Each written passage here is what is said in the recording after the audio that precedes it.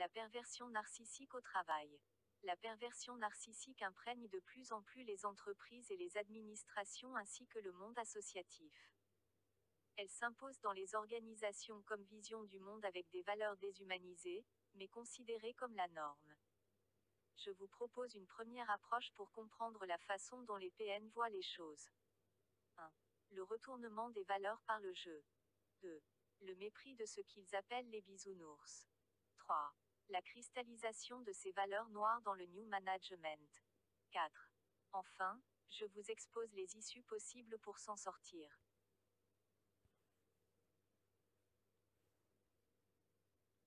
Le jeu. Le pervers narcissique est animé par l'envie et le désir de faire du mal. Or pour lui, ce n'est pas le mal. Pour lui, le mal est relatif. Il se voit plutôt comme quelqu'un de très malin, qui rit de ses tours comme un enfant. Parce que pour lui, faire le mal, c'est un jeu. Faire des crasses à quelqu'un, il va d'ailleurs utiliser des mots qui minimisent beaucoup le mal qu'il fait. Par exemple, il dira, ou bien des pervers narcissiques entre eux, se diront, j'ai fait une crasse à un tel. Ou alors, je l'ai torturé un petit peu. Il dira cela en rigolant. Et alors, en fait, ce n'est pas qu'il n'a pas conscience du mal, c'est que, pour lui, c'est de bonne guerre. C'est normal. Il voit les choses d'un côté animal. Il ignore en effet, tout ce qui est élévation de l'être humain et de l'humanité. Et il ne voit que des jeux là où nous voyons de la perversion. Pour lui, la vie se réduit à ces jeux et c'est comme cela qu'il vit sa vie.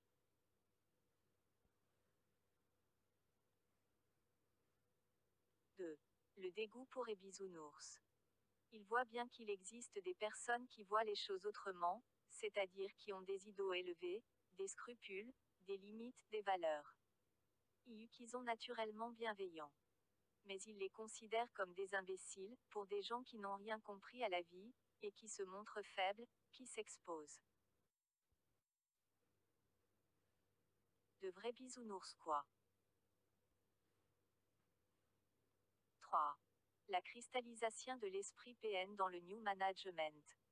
Les PN et l'esprit perversif qui correspond à la vision du monde présentée par le New Management, a un profond dégoût pour le bien. Ils ne croient qu'en l'intérêt de chacun. Pas dans la bienveillance. Selon cette mentalité, les leviers de motivation seraient à la fois l'intérêt propre, et la volonté de pouvoir. Par pouvoir, il entend l'argent et le prestige social. Ceux qui n'auraient pas cette mentalité, cet esprit, et qui donc, ne seraient pas corruptibles.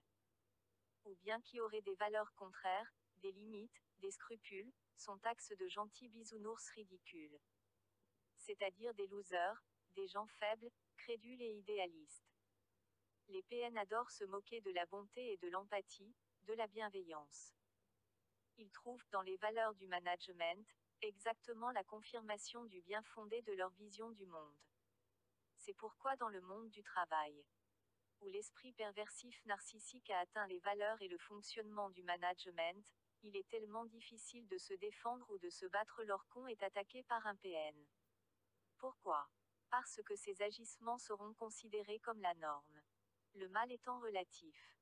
Les PN savent très bien que même si l'on arrive à prouver ce qu'ils font, ils ne seront pas inquiétés pour cette raison.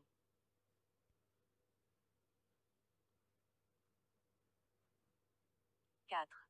Alors quoi espérer quand on est victime d'un PN au travail? Si vous avez la chance que l'organisation qui vous emploie ne soit pas gangrenée par cette idéologie perversive narcissique, ces contre-valeurs jugées comme la norme, vous pouvez espérer qu'ils soient évincés. Si c'est un grand groupe, imprégné de cet esprit, ou encore une administration, les recours possibles sont, au niveau pénal, d'attaquer le PN pour harcèlement. Vous pouvez aussi dénoncer la situation au prud'homme. Sachez que ces procédures sont longues et qu'elles impliquent, tôt ou tard, de devoir quitter votre emploi. Le médecin du travail peut également vous mettre en inaptitude. Là aussi, vous devrez quitter votre emploi, si l'employeur ne peut pas vous reclasser dans un autre service. On peut donc dire que lorsqu'on est victime d'un PN au travail, il y a peu d'issue en réalité. Soit quitter son emploi, par tous ses moyens. Soit trouver la force de rester en changeant de posture à son égard.